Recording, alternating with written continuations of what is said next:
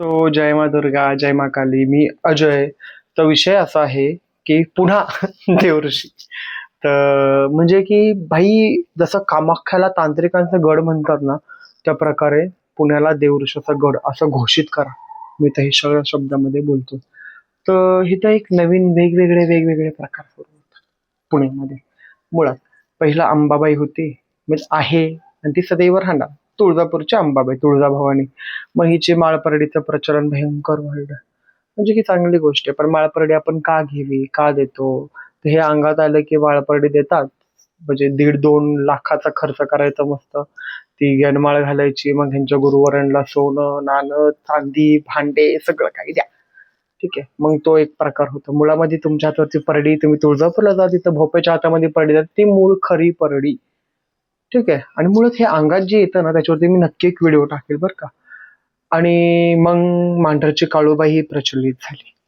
हो, प्रचलित झाली. म्हणजे आधीपासून तिचं खूप वास्तव्य होतं, आहे आणि सदैव राहणार आहे. पण घराघरामध्ये हे देवऋषांनी काळूबाई अशी, म्हणजे ह्यांच्यामुळं घराघरामध्ये पूजल्या गेली. ती खूप चांगली गोष्ट आहे. मी याला नाव ठेवत नाही.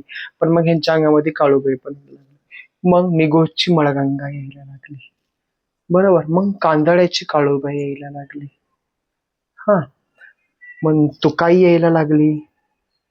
कोल्हापूरची महालक्ष्मी यायला लागली, तिचं कारण करतात.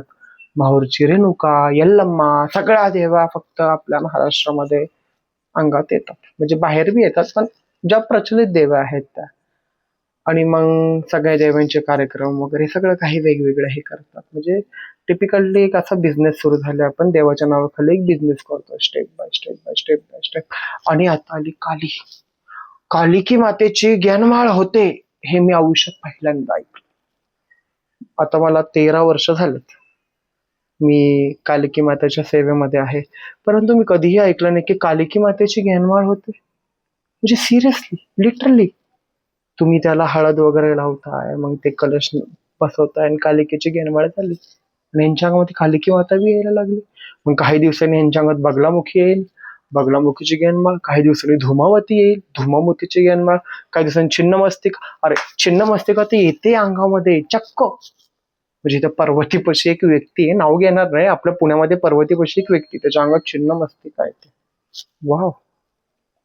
मग ती देवी येते, त्याच्या अंगावर तो केस वगैरे त्याच्या पकडून. मग मला असं वाटलं की भाई, त्याच्या एखाद्या तलवार देतो, तुझं मुंडकं बी उडून टाके छिन्नमस्तिकेसारखं. म्हणजे एवढा प्रकार, एवढा, इतपत पात्रता खाली गेली तुमची. विशेष आहे. जय मा दुर्गा, जय मा काली.